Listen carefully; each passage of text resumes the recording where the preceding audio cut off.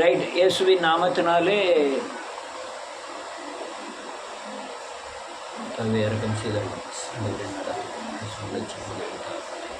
அல்லேலூயா. நல்ல கேளுங்க. இயேசுவின் நாமத்தினாலே நம்ம பிசாசானவன் கொடுக்கிற அல்லேலூயா விடுதலை சரீரத்திற்கு மட்டும். சொல்லுங்க.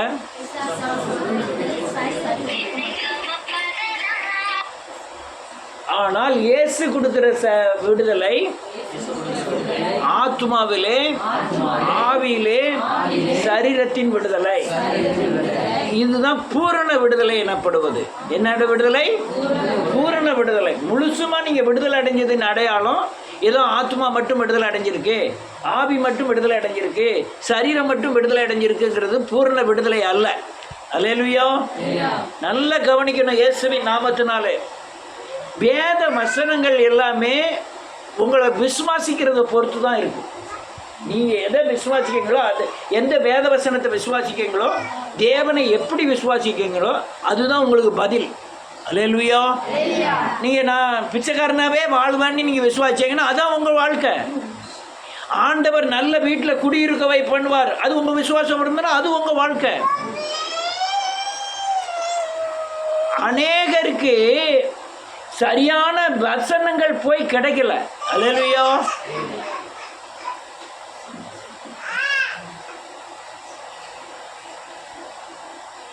அநேகருக்கு சரியான வசனங்கள் போய் கிடைக்கல.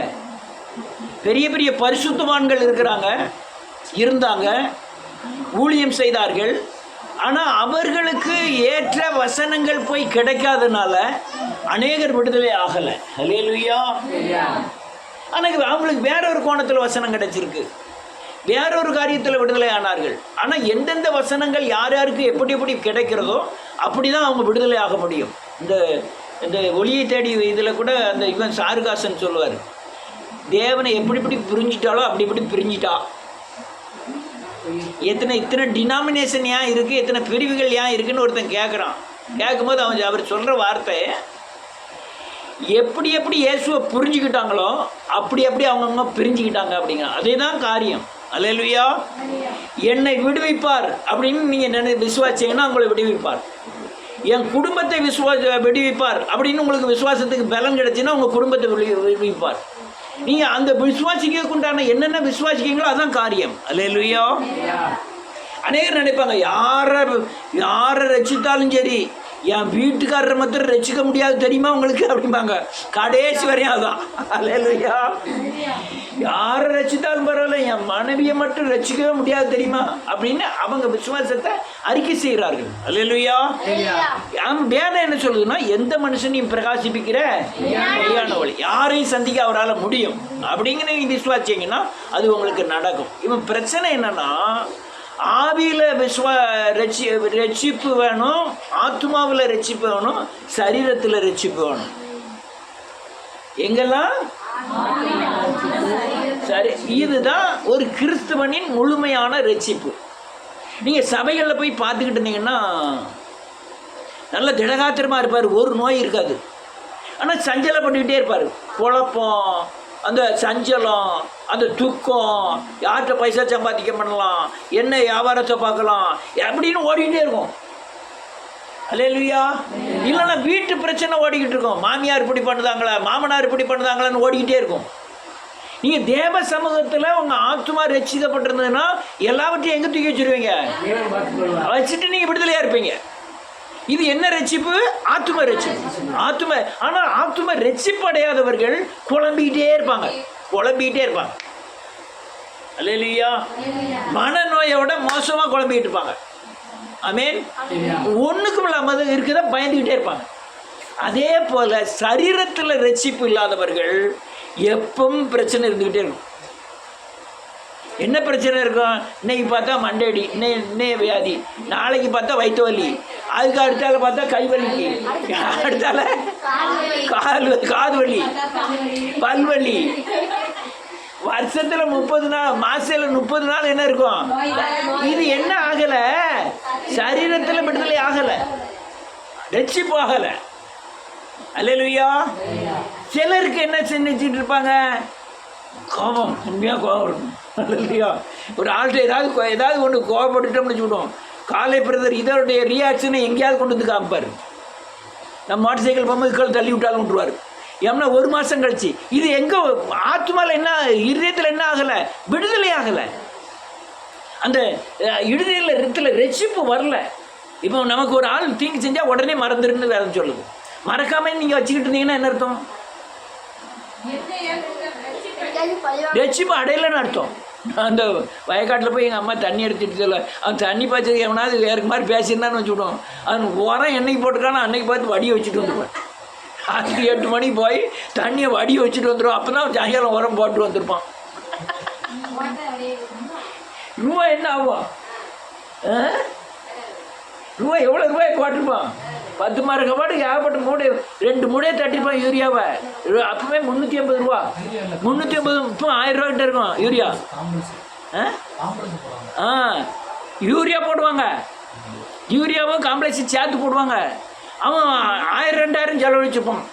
அன்னைக்கு இப்படி பேசினால இருந்தாலும் போட்டு வரப்பா பார்ப்போம் அப்படின்ட்டு 8 மணிக்கு நைஸாக போய் வடிவாமடையில் கொஞ்சம் தண்ணியை திறந்து விட்டு வந்துடும். விடிய காலம் பார்த்தா டேங்கய்யா போச்சா.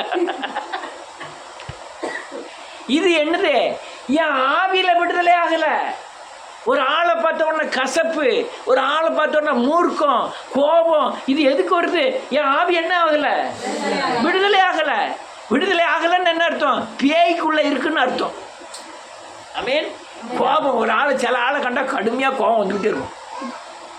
ஜோசுவா கண்டோன்னு எங்களை கண்டாலும் கோபம்.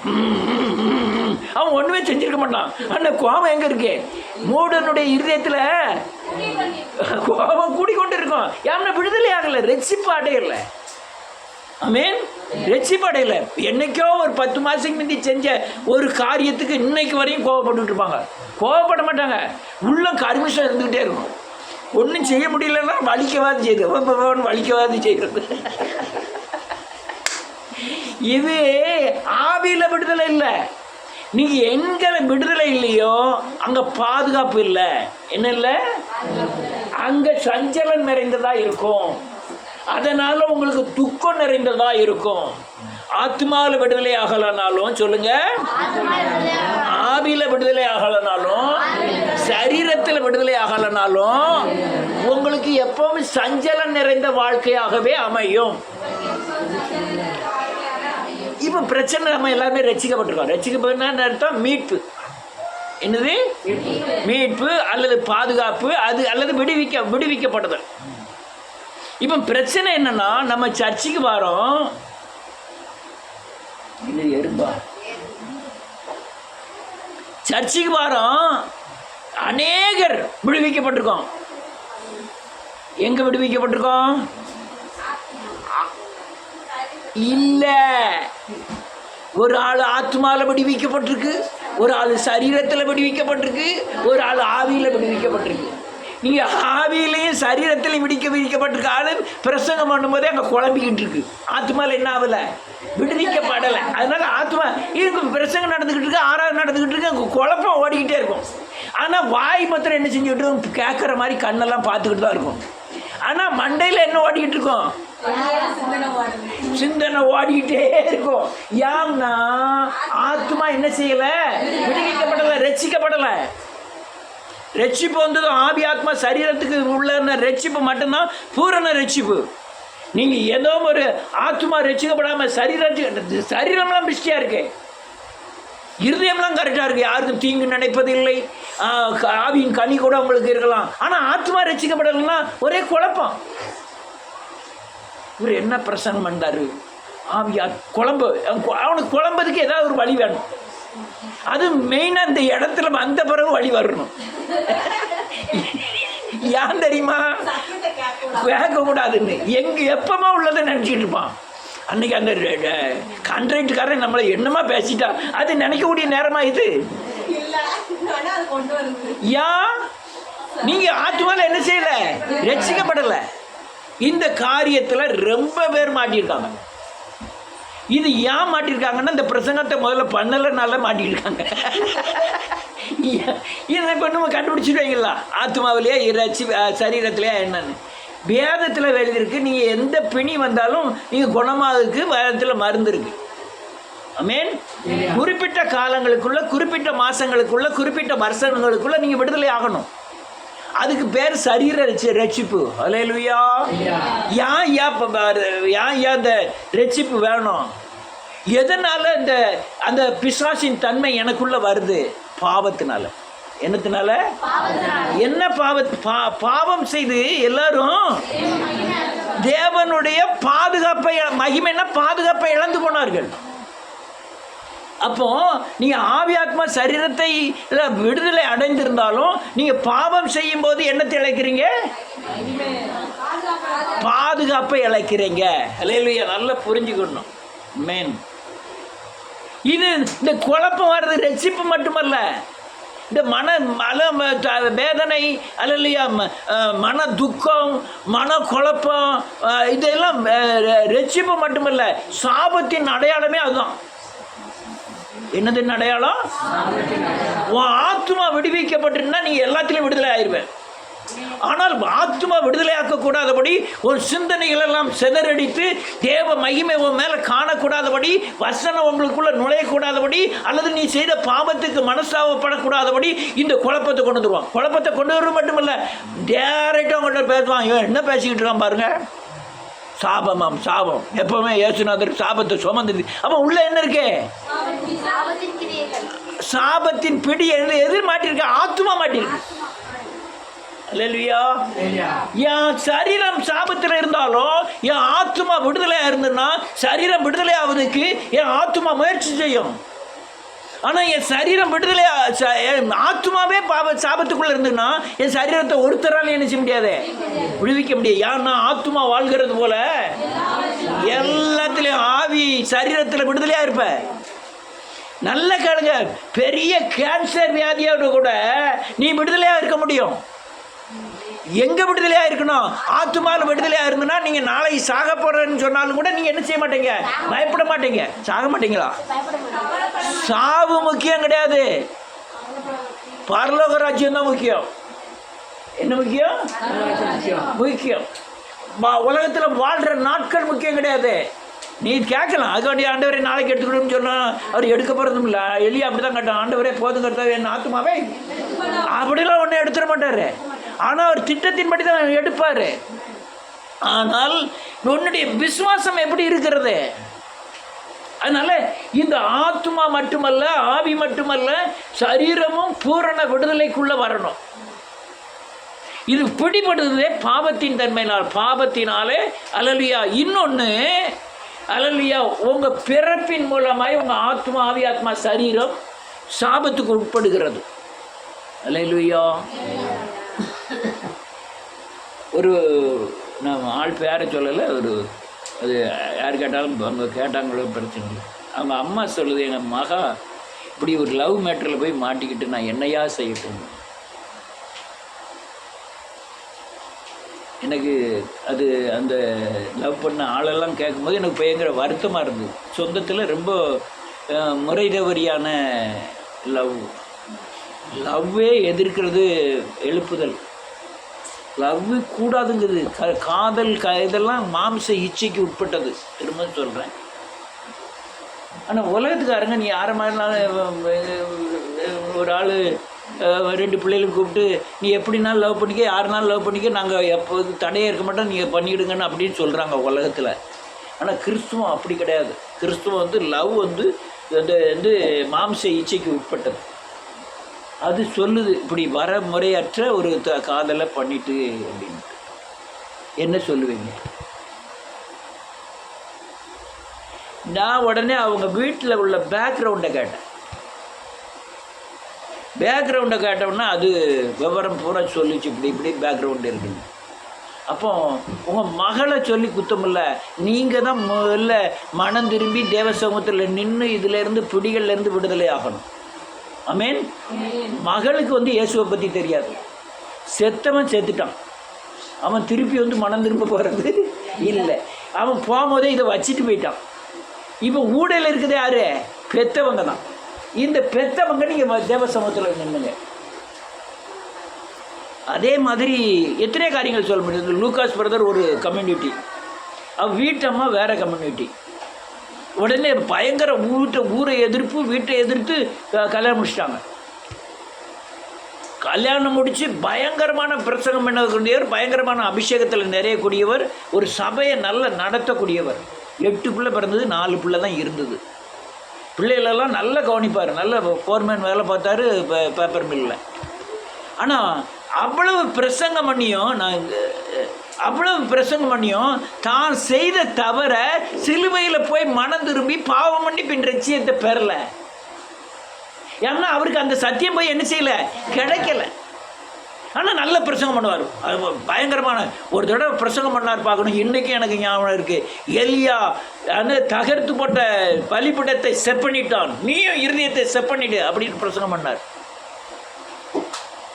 ஆனால் இப்போ நினைக்கிறேன் அவர் இந்த சாபத்தின் இந்த வசனம் அவருக்கு போய் கிடைக்காம போயிட்டுதே அப்படின்ட்டு அவர் என்ன செஞ்சார் தெரியுமா, மகளை கொண்டு போய் ஒரு இடத்துல நர்ஸு வேலைக்கு சேர்த்தார். அது இன்னொரு பையனை கூட்டிகிட்டு போயிட்டு மானம் தாங்க முடியாமல் இவர் மருந்து குடிச்சிட்டார். 3 பொட்டை பிள்ளைய ஒரே ஒரு பையன்.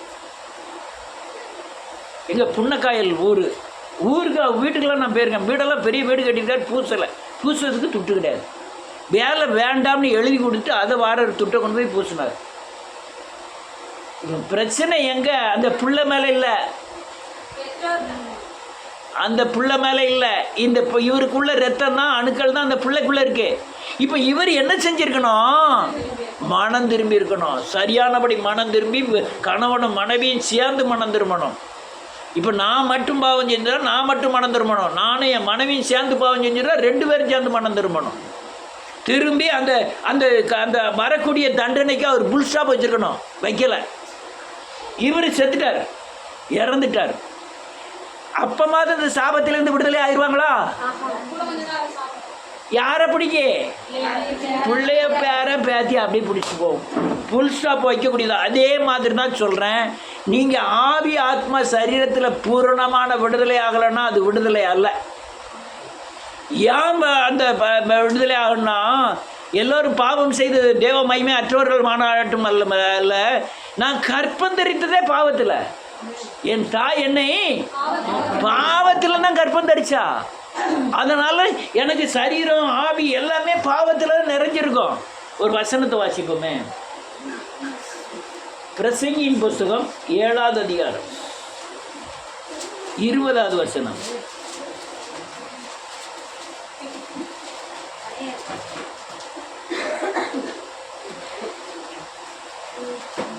ஒரு பாவமும் செய்யாமல் நன்மையே செய்யத்தக்க நீதிமான் பூமியில் இல்லை.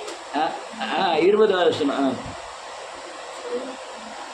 ஒரு பாவமும் செய்யாமல் நன்மையையே செய்யத்தக்க நீதிமான் பூமியிலே ஒருவனும் இல்லை. அப்போ புதிய ஏற்பாட்டில் இறந்தவங்க பூரா எங்கே போனாங்க? நரகத்துக்கு, பாதாளத்துக்கு போனாங்க. ஆனால் கிறிஸ்து வந்த பிறகோ அப்படி இல்லை. இப்போ தாவீதெல்லாம் பாதாளத்துக்கு போகல, ஆபிரகாம் பாதாளத்துக்கு போகல. காரணம் என்னன்னா, அவன் சிலுவையை தரிசித்தான். யாரை தரிசித்தான்? எங்கே இருந்துக்கிட்டு? புதிய பழைய ஏற்பாட்டில் இருந்து இப்போ 2000 வருஷத்துக்கு அப்புறம் இயேசு கிறிஸ்து மறிக்க கூட இல்லை. ஆனால் மறிக்க போகிற காரியங்களை இவன் தரிசித்தான். அல்லேலூயா. அவருடைய நாட்களை காண ஆசையாக இருந்தான், கண்டு களி கூர்ந்தான். ஜீவ மார்க்கத்தை எனக்கு தெரியப்படு தாவீது. அப்போ இதை தரிசித்ததுனால இந்த சாப பிடியிலிருந்து என்ன செஞ்சிட்டான்? விடுதலை ஆட்டான். அல்லேலூயா. வேதம் சொல்லுது, பழைய ஏற்பாட்டில் பாவம் செய்யாதவன் ஒருவனுமே இல்லையே. ஆனால் இவங்க 2 பேரும் விடுதலை ஆனார்கள். அப்போ என்ன அர்த்தம்? ஆவி ஆத்மா சரீரத்தில் இருக்கிற அந்த அல்லேலூயா சாபத்தின் பிடியிலிருந்து விடுதலை ஆக வேண்டும், ரட்சிக்கப்பட வேண்டும். ஐயா, ரட்சிக்கப்பட என்ன செய்யணும்? வாசிப்போம். அப்போஸ்தலர்களுடைய புத்தகம் 16வது அதிகாரம். எல்லாரும் தெரிஞ்சு வச்சோம் தான். 30-31.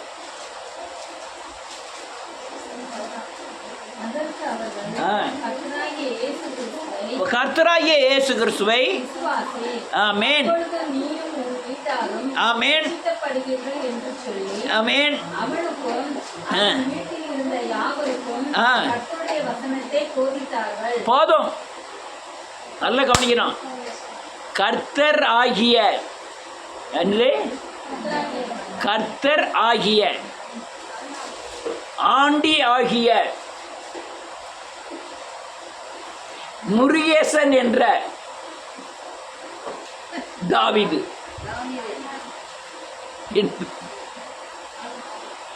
மூணு பேரு ஒருத்தர் தான். ஆண்டியாகிய முருகேசன் என்ற தாவீது. அல்லேலூயா. ஆனா மூணு பேருக்கும் மூணு இடத்துல மூணு மாதிரி.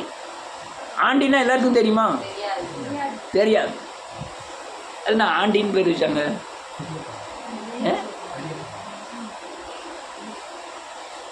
எனக்கு தெரிஞ்ச ஃப்ரெண்டு ஒருத்தர் உண்டு, அவர் பேர் ஆண்டி. மாவன் பேர் பெரிய மாவன் பேர் முருகன். அடுத்த பையன் பேர் செந்தில். இன்னொருத்தன் பேர் ஆறுமுகம். எல்லாம் முருகன் தான், எல்லாம் முருகன் தான், முருக பக்தர்கள். அல்லேலூயா. இங்க வேதம் சொல்லுது கர்த்தராக இருக்கிற, சொல்லுங்க, கர்த்தராக இருக்கிற இயேசு கிறிஸ்துவை விசுவாசி. இப்ப பிரச்சனை என்னன்னா, இயேசு கிறிஸ்து எப்படி கர்த்தரானார் அதை நீ விசுவாசிச்சாலே நீ சாபத்தில் இருந்து என்ன செய்வாய்? விடுதலை ஆவாய். கர்த்தராகிய இயேசு கிறிஸ்து. அல்லேலூயா. இயேசு என்ன செஞ்சார்? கிறிஸ்துவாய் வெளிப்பட்டார். மரித்து அடக்கம் பண்ணப்பட்டு உயிர்த்து பிதாவின் வலது பரிசத்தில் இருக்கிறார். அவருடைய நாமம் கர்த்தராகிய இயேசு கிறிஸ்து. அல்லேலூயா. பாரிசம் என்பது, சொல்லுங்க, பாதி நம்முடைய சரீரத்தில் பாதி. பாரிசம்னா பாதி. நமக்கு பிதாவின் பாதியா யார் இருக்கா? இயேசு இருக்கிறார். அல்லேலூயா. நன்றியோடு கூட துதிக்கிறேன் இயேசுவின் நாமத்தினாலே. இந்த கர்த்தராகிய இயேசு கிறிஸ்துவ விசுவாசிங்கிறது என்ன அர்த்தம்? இயேசு எப்படி கிறிஸ்துவானார்? அல்லேலூயா. இயேசு என்னெல்லாம் செய்தார்? இயேசுவின் கிரியைகள் என்ன? அவர் எப்படி கிறிஸ்துவானார்? கிறிஸ்து, அல்லேலூயா. இந்த அதாவது ஈஸ்டரை கொண்டாடுதாங்க, அந்த என்னது புனித வள்ளியை கொண்டாடுதாங்க. ஈஸ்டர் அதோட முக்கியம். 40 நாள் அல்லேலூயா அந்த புனித வள்ளியை கொண்டாடுதாங்க. அதாவது உபவாசம், அந்த என்னது லென்த் நாள். கறி சாப்பிடப்படாது, தண்ணி அடிச்சிடப்படாது, பீடி சிரட்டு குடிச்சிடப்படாது, பூ வைக்கப்படாது. எல்லாத்தையும் அந்த துட்டெல்லாம் ஒரு காணிக்கப்பட்டில் போட்டு வச்சு சர்ச்சில் கொண்டு வச்சிடணும்.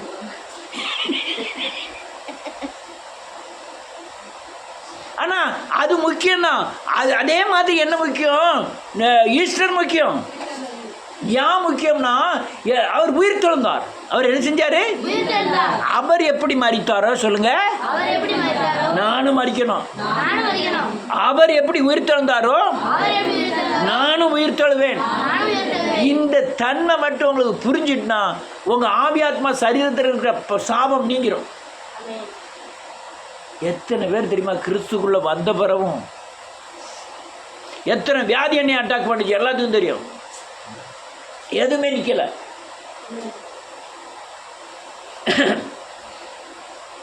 இப்போ சில இருக்கு. பெயர்னா என்னுடைய விசுவாசம். அல்லேலூயா.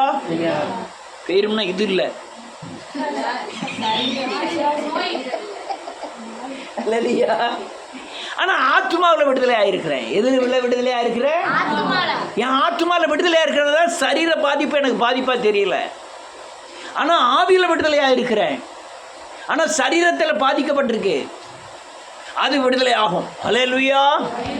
இப்படி ஆவி ஆத்மா சரீரம் விடுதலை ஆவதற்கு சொல்லுங்க, இயேசுவின் கிரியைகள் என்ன, கிறிஸ்துவின் கிரியைகள் என்ன? கர்த்தராகிய இயேசு கிறிஸ்துதான், இயேசுவின் நாமம். இவைகளை புரிந்து கொண்டால் ஆவி ஆத்மா சரீரத்தில் பூரண விடுதலை உண்டாகும். நல்லா புரிஞ்சுக்கிடுங்க. இதெல்லாம் ரொம்ப முக்கியமான பாடம். இயேசுவை குறித்து என்ன அறிஞ்சிருக்கீங்க? சுமந்தார், சும்மா வாய்க்குள்ளே சொல்லி ஒப்பேற்றக்கூடாது. என் காது கேட்கறாங்க சொல்லுங்க. ஆ, மாம்ச ரூபம் எடுத்தார், என் சாபத்தை சுமந்தார், என் நோய்களை, என் அக்கிரமங்களை, என் மீறுதலை நான் சொல்ல சொல்ல சுமந்தார். அல்லேலூயா. இதெல்லாம் யார் வேலை? இது சொல்றது மட்டுமில்ல, தியானத்தில் இருந்து அதை நாம் பூரணமாய் அறிக்கை செய்ய வேண்டும். அல்லேலூயா. சும்மா சொல்றது பெருசு இல்லை, உள்ள மனசுக்குள்ள வாங்கி உள்வாங்கி அதை அறிக்கை செய்ய வேண்டும். அல்லேலூயா. எனக்காய் சொல்லுங்க, எனக்காய் பிறந்தார், எனக்காய் மரித்தார், எனக்காய் உயிர்த்தார். இந்த பிறந்தது உயிர்த்ததை காட்டிலும் இந்த மரண காரியங்களை அதிகமாய் நீங்கள் தியானம் செய்ய வேண்டும். அங்கேயோ செஞ்சதல்ல, என்னுடைய காரியங்களுக்காய் அவர் மரித்தாருங்கிறத பூரண விசுவாசத்துக்குள்ள வரணும். அல்லேலூயா. நான் எப்படி இருந்தா உங்களுக்கு என்ன?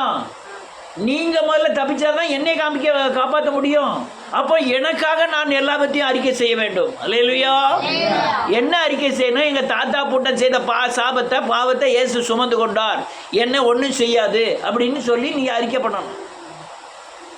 நேற்று ஒரு லேடி எனக்கு ஃபோன் பண்ணி சொல்லிச்சு, ஐயா எனக்கு நேரம் செய்வனெல்லாம் வச்சுருக்காங்கன்னு சொல்லுவாங்க ஐயா, நான் என்ன செய்யட்டும்?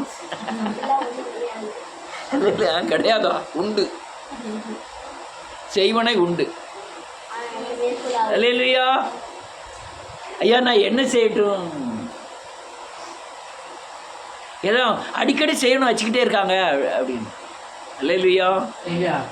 வேலைப்பாடு பண்ண தான் செய்வாங்க.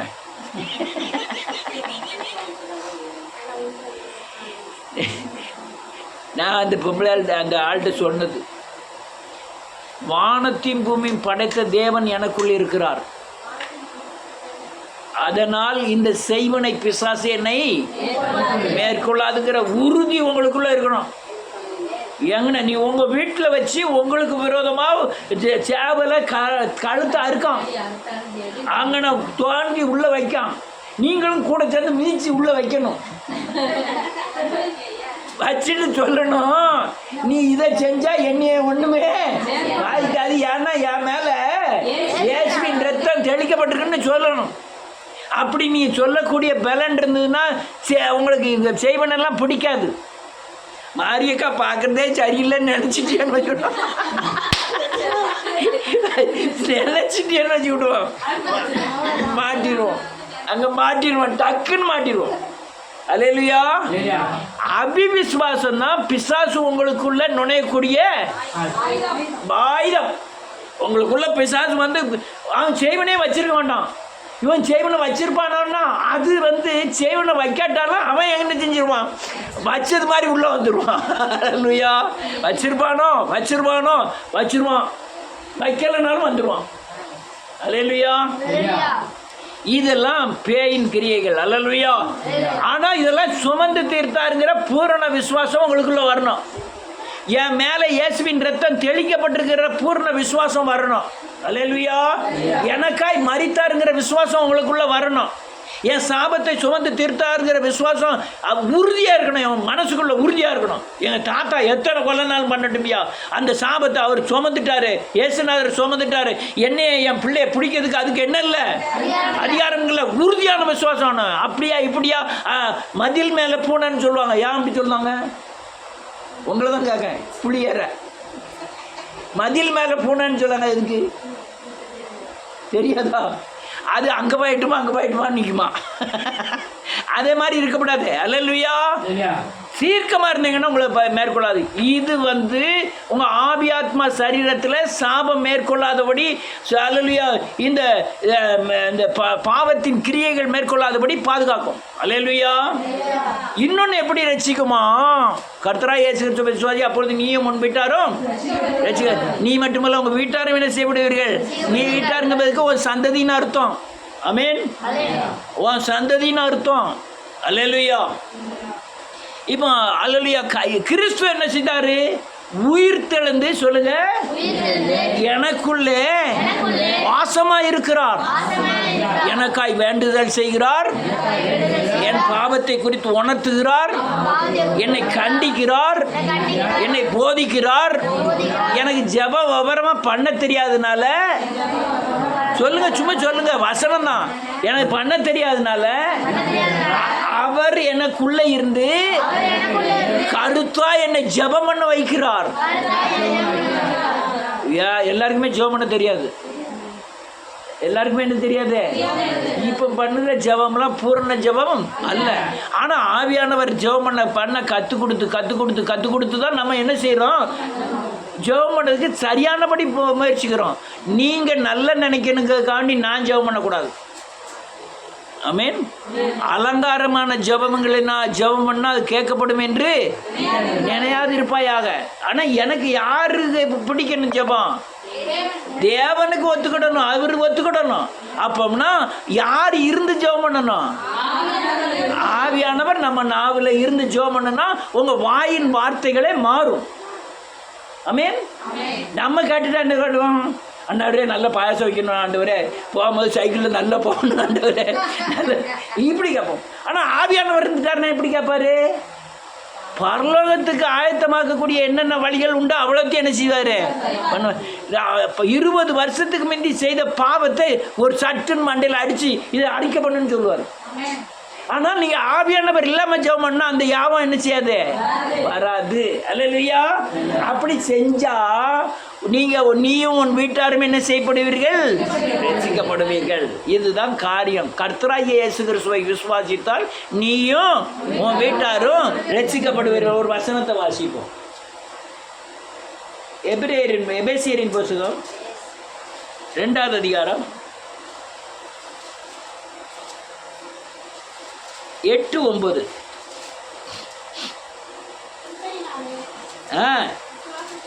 கிருபையினாலே விசுவாசத்தை கொண்டு ரட்சிக்கப்பட்டீர்கள், உண்டானதல்ல.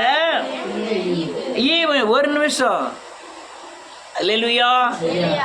கிருபை யார் கிடைக்கும்?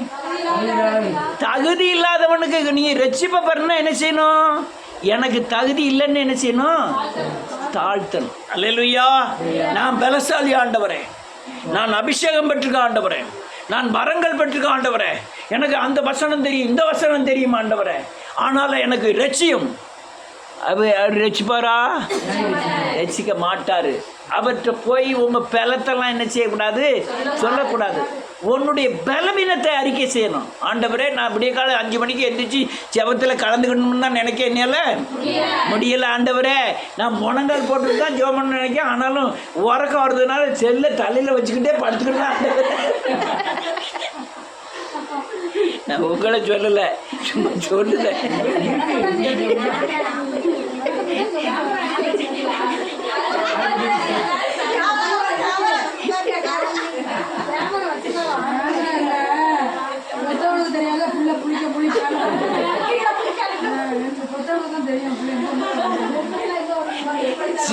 ஜெபத்தில் கலந்துக்கிட முடியலையா? ஜெபத்தில் கலந்துக்கிட முடியலையா? இந்த ஜெபம் முடிஞ்ச உடனே ஸ்டேட்டஸ் எடுத்து பார்ப்பேன். கரெக்டாக நம்ம ஸ்டேட்டஸ் அந்த ஆள் தான் பார்த்துருக்கோம். 5 நிமிஷத்துக்கு 10 நிமிஷத்துக்கு முந்தி நான் அந்த பீடி சிகரெட்லாம் குடிக்கும்போது ராத்திரிக்குள்ள இப்படியான எந்திரிச்ச உடனே என்ன செய்ய தெரியுமா, அந்த கண் மூடிதான் இருக்கும்.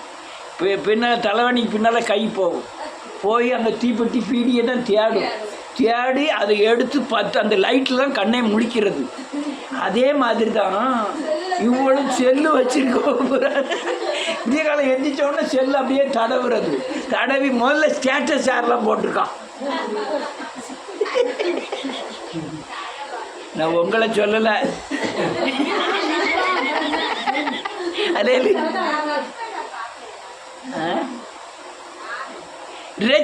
வேதம் சொல்லுது. அல்லேலூயா. கிருபையினாலே விசுவாசத்தை கொண்டு ரட்சிக்கப்பட்டீர்கள். எனக்கு கிருபை என் தகுதியின் அடிப்படையில் அல்ல, என் பலவீனத்தின் அடிப்படையில் தான் எனக்கு கிருபை கிடைக்கிறது. அல்லேலூயா. நான் அல்லேலூயா பாவியான மனுஷன் என் மேலே கிருபை ஆயிரும். ஆண்டவரே, எனக்கு இறங்கும் கர்த்தாவே. ட்ரெயின் அங்கே பக்கம் போகிறது இங்கே பக்கம் வருதுன்னு பார்த்துருவீங்க. அல்லேலூயா. ரைட்டு. அல்லேலூயா. அப்போ என்ன செய்யணும்? தேவ சமூகத்தில் தாழ்த்தணும். என்ன செய்யணும்? தாழ்த்தணும். தாழ்த்தி ஆண்டவரே என் மேலே கிருபையாருன்னு சொல்லி கிருபையினாலே விசுவாசத்தை கொண்டு என்ன செய்யப்பட்டீர்கள்? விசுவாசம் என்னது? நீங்கள் ஜெபம் பண்ண போகிற காரியத்தை கேட்க போகிறாரு. நான் ஜெபம் பண்ண உடனே நான் என்ன ஆயிடுவேன்? விடுதலை ஆயிடுவேன். அதனால என் குடும்பத்தின் நீங்கள் என்ன பிரச்சனைக்கு போகிறீங்களோ நீங்கள் ஜெபம் பண்ணதுக்கு முந்தியே அவர் ஜெபத்தை அறிவார். அவர் என்ன செஞ்சிருக்காரு?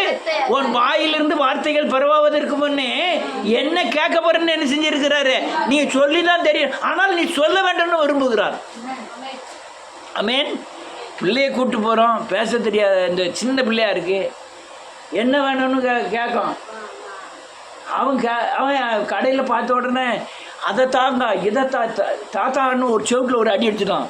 அடிச்சுட்டு இதை வாங்கிட்டு தாடா அப்படிங்க. ஏன் கேட்கும்? அல்லேலூயா. இல்லை, அவன் கேட்டது பூரா நம்ம வாங்கி கொடுத்துட முடியுமா? அது நமக்கு வாங்கிட்டு வந்தாலும் வீட்டில் தாய் தாப்பம் அதில் கண்ட்ரோல் பண்ணி தான் கொடுக்குறாங்க. ஏதோ போட்டாங்க, இந்த சாக்லேட் கொடுக்கக்கூடாது, அந்த சாக்லேட் கொடுக்கக்கூடாது, அதெல்லாம் சிஸ்டம் வச்சுருக்காங்க. நம்ம பொரியல்லையும் கருப்பட்டியும் கையில் ஏந்தணுவாங்க. அப்படி தானே? கடையில் போய் நீங்களும் வாங்கியிருக்க மாட்டியா? கடையில் போய் சாமான் வாங்கினோன்னா கொஞ்சம் கை நீட்டுது. அவன் கொஞ்சம் மேலே கருப்பட்டி துண்டை எடுத்து வைப்பான். அதை வாயில் போட்டுட்டு ஒரே வாட்டு மாட்டியா எடுத்துட்டு அதை விட பெரிய காரியங்கள் எழுப்பா. நீ தான் கேட்கணும். இதே மாதிரி மிட்டாய் பிஸ்கட்லாம் கிடையாது. வீட்டில் கருப்பட்டி மண்டபம்லாம் ஏதாவது வாங்கிட்டு வர சொன்னாங்கன்னா 100 கிராம் வாங்கிட்டு வர சொல்லுவாங்க. 100 கிராம். இப்போம்லாம் அரை கிலோ 1/4 கிலோலாம் அசால்ட்டாக வாங்குதாங்க. அப்போலாம் அரை கிலோலாம் கிடையாது, 100 கிராம் வாங்குவாங்க. 100 கிராம வீட்டில் வந்து சேர்றதுக்குள்ளே 50 கிராம் ஆயிரும்.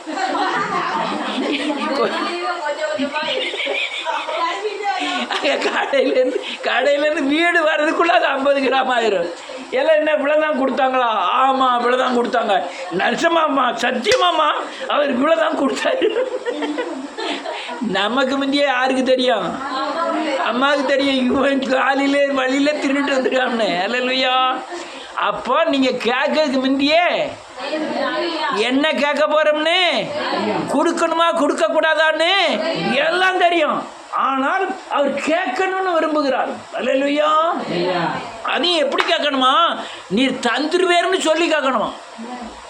அல்லேலூயா. என்ன சொல்லி கேட்கணும்? விசுவாசித்து கேட்கணும். நீ தந்தாலும் தருவீர். நீ தராட்டம் பரவாயில்ல, எனக்கு வேலை இருக்கு. எங்கள் வீட்டில் வேன் லாரி இருக்காக்கும். எங்கள் வீட்டில் வேன் இருக்காங்க, பெரிய லாரி இருக்காக்கும். அல்லேலூயா. அப்போ தருவாரா? தர மாட்டேன். அப்போ வேதம் சொல்லுது, விசுவாசி கிருபையினாலே விசுவாசத்தை கொண்டு என்ன செய்கிறீர்கள்? ரட்சிக்கப்பட்டீர்கள், மீட்கப்பட்டீர்கள். கேட்கறதுக்கு முன்னியே நான் ஜெபம் பண்ணுவேன், கர்த்தர் தருவார்னு சொல்லி கேட்கணும். அவள் அப்போ அந்த பெரும்பாடுள்ள ஸ்திரீ என்ன செஞ்சு சொல்லிட்டு போனாலாம்? நான் வஸ்திரத்தின் ஓரத்தை தொடுவேன், அப்போது என்ன ஆயிடுவேன்? சொஸ்தமாயிருவேன். எப்போ சொல்லுதா? தொட்ட பிறகு சொல்லலை, தொடக்கு முன்னாலே நான் போய் தொடுவேன், ஆட்டோமேட்டிக்காக நான் சுகம் ஆயிடுவேன்னு சொல்லிட்டு தான் போய் தொடுதான். அல்லேலூயா. இந்த ஜெபாலய தலைவன் என்ன சொன்னா தெரியுமா? நீர் ஒரே ஒரு போதும். அவன் அப்படி சொல்லலை, அது 100 மீதி. ஜெபாலய தலைவன் என்ன சொன்னான்னா, நீர் வந்து என் பிள்ளைய தொடுங்களாண்டவரை, என் பிள்ளை மாதிரித்தான் பழச்சிருமா. அல்லேலூயா. இந்த காரியம் இருந்ததுன்னா நீங்கள் ரட்சிக்கப்படுவீர்கள். எதில் ரட்சிக்கப்படணும்? ஆவி, ஆத்மா, சரீரம். உங்கள் மனக்குழப்பத்தை, உங்கள் இருதயத்தின் குழப்பங்களை உங்களால் தீர்க்கவே முடியாது. அந்த கோமரி மெடிக்கலில் போய் 2 மாத்திரை வாங்கி சாப்பிட்டு மனக்குழப்பத்தை என்ன செய்ய முடியாது. ஆனால் அங்கே போய் சரி பண்ணிடலாம், டாஸ்மார்க்கில் போய். அதுவும் முடியாது. அல்லேலூயா. நல்ல உலகத்தின் சொல்லுங்க, உலகத்தின் சக்தியால ஆத்மாவை பற்றி இருக்கிற சாபத்தின் சக்தியாகிய, பாவத்தின் சக்தியாகிய வசனத்துக்கு விரோதமான காரியங்களை நீக்க ஒரு சக்தியும் இல்லை. ஆமாம், இது கர்த்தராகிய இயேசு கிறிஸ்துவை விசுவாசித்தால் மட்டுமே ஆவி ஆத்மா சரீரத்தில் விடுதலை ஆக முடியும். ஒரு சரீரத்தில் எப்படி விடுதலை ஆகுதான்னு சொல்லுங்க காமிக்க. யாக்கோபின் புஸ்தகம் 5வது அதிகாரம்.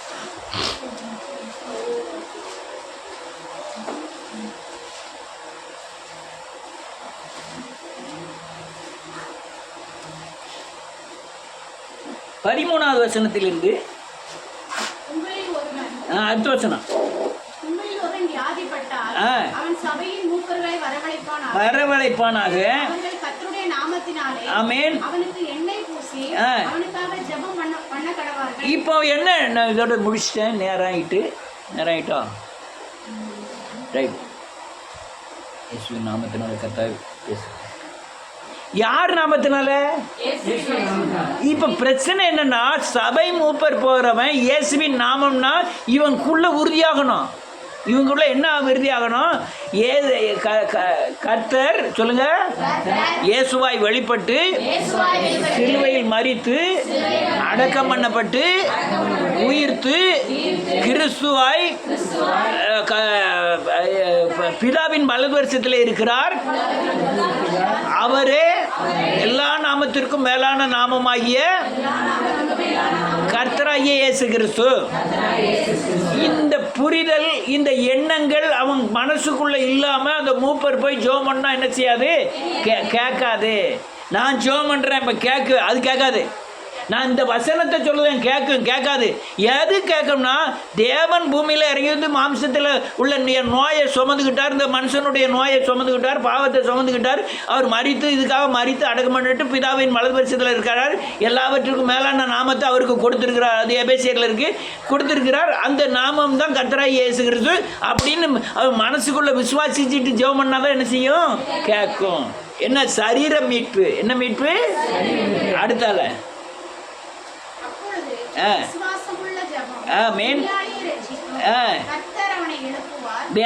நல்ல கழுக. என்ன, எது மேல விசுவாசம்? நோய் மேலையா தேவன் மேலையா? தேவன் மேல. என்ன தேவன் மேல? இவன் நோயை தேவன் சிலுவையில் என்ன செஞ்சிட்டாரு? சுமந்துட்டாருங்கிற விசுவாசம். ஆமென்.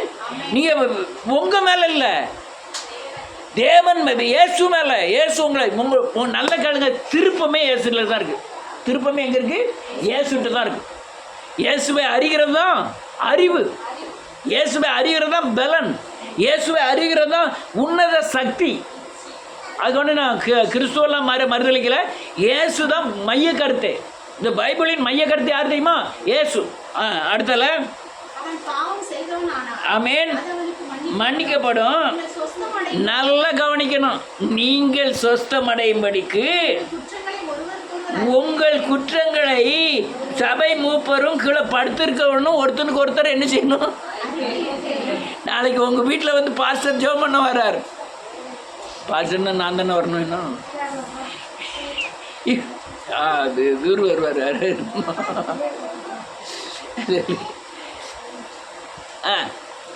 பாஸ்டர் வர்றார்.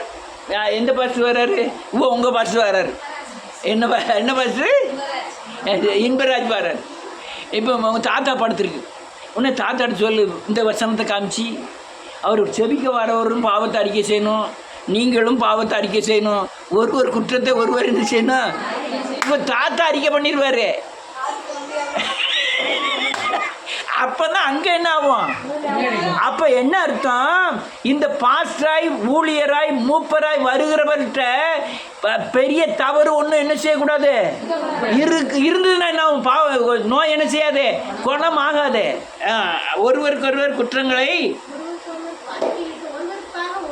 ஒருவருக்காக. இப்போ பிரச்சனை என்ன பாருங்க, இவர் பாஸ்டர் இவருக்கு ஜெபம் பண்ணிடுவார் படுத்திருக்கவருக்கு. இவன் ஆண்டவர் என்ன சொல்றாரு? படுத்திருக்கவரை யாரும் ஜெபம் பண்ணுமா? இதை ஒத்துக்கிடுவாங்களா? அது ரெவரண்ட் இதெல்லாம் ஒத்துக்கிடுவாங்களா? எனக்கு ஜெபம் பண்ணன்னு சொல்லக்கூடிய ஏதாவது ஒரு ஊழியரை காமிங்க பார்ப்போம். விசுவாசியை கூப்பிட்டு எனக்கு ஜெபம் பண்ணியான்னு சொல்லக்கூடிய ஊழியர்களை இப்படி ஜெபம் பண்ணணுமா? அடுத்தல ஆமேன், ஆமேன். வேதம் சொல்லுது இவங்களெல்லாம் நீதிமான். இப்போ இந்த இதில் எழுதியிருக்க மாதிரி கரெக்டாக நடந்தால் நீதிமான். இவங்க ஊக்கமாக ஜெபம் பண்ணுவாங்க. அப்போ ஜெபம் பண்ணால் என்ன ஆயிரும்? சரீர விடுதலை வந்துடும். அல்லேலூயா. சரீர விடுதலை வந்துடும். ஆவி ஆத்மா சரீரத்தில் விடுதலையாகாத எந்த விடுதலையும் தேவனுடைய விடுதலை இல்லை. இன்னும் ஏகப்பட்ட வசனங்கள் இருக்குது, இப்போ வாசிப்பதற்கு நேரம் இல்லை. அல்லேலூயா. சொல்லுங்க. ஆவியில், ஆத்மாவில், சரீரத்தில் விடுதலை ஆகுவதே ரட்சிப்பு. இப்படி மூணுலேயும் விடுதலை ஆனவங்க மட்டும்தான் பரலோக ராஜ்யத்துக்கு போக முடியும். மற்றவங்க போக முடியாது. நான் என்ன சொன்னேன்னு சொல்லு பாப்போம். சரீரத்துல விடுதலையா இருக்கணும், ஆத்மாவில் விடுதலையா இருக்கணும், ஆவியில் விடுதலையா இருக்கணும். அப்படி விடுதலையா இருந்தா பரலோக ராஜ்யத்துக்கு பிரவேசிக்க முடியும். இல்லைன்னா போக முடியாது. அப்போ ஆத்மா மட்டும்தானையா பரலோகம் போகும், சரீரம் போகாத. அப்போ எப்படி? நல்ல கேளுங்க. ஆத்மா பூர்ணப்படுவதற்கு ஆத்மா பூரணப்படுவது ஆவியின் சரீரமும் பூரணப்பட்டிருக்க வேண்டும். இப்போ நான் சரீரத்தில் பாவம் செய்தேன், ஆத்மா விடுதலை ஆகிட்டு பரலோகத்துக்கு போயிடலாமா? சரீரம் பண்ணுக்கு தானேயா போகுது? அவன் ஏன் சரீரம் மண்ணுக்கு தானே போகுது? சரீரம் தானே பாவம் செய்யுது. சரீரம் பாவம் செஞ்சு அதை பற்றி என்ன இருக்கு? சரீரம் பாவம் செஞ்சா ஆத்மா தீட்டுப்படும். ஆத்மா என்ன செய்யும்? தீட்டுப்படும். அப்போ ஆத்மா என்ன ஆகாது? விடுதலை ஆகாது. ஒண்ணுக்கு ஒண்ணு பிணைஞ்சிருக்கு. என் சரீரத்தை தூண்டுது என் ஆவி, தெரியுமா? தெரியாதா? என் சரீரத்தை யார் தூண்டுதா? என் ஆவி. என் ஆத்மா என்ன செய்யுது? சரீரத்தையும் ஆவியும் தோண்டுது. அப்போ மூணும் என்ன செஞ்சிருக்கு? இணைஞ்சு போயிருக்கு. ஆனால் ஆத்மா மட்டும்தான் பரலோக ராஜ்யத்துக்கு போகுது. இதில் சரீரம் பாவம் செஞ்சா நீ பரலோகத்துக்கு போக முடியாது. யாம்னா ஆத்மா என்ன ஆகாது? பூர்ணப்படாது. அது குற்ற மனசாட்சியோட இருக்கும். என்ன ஆகும்? இந்த சரீரத்தில் இந்த பாவம் செய்தேன்னு ஆத்மா என்ன செய்யும்? குற்ற மனசாட்சி இருக்கும்.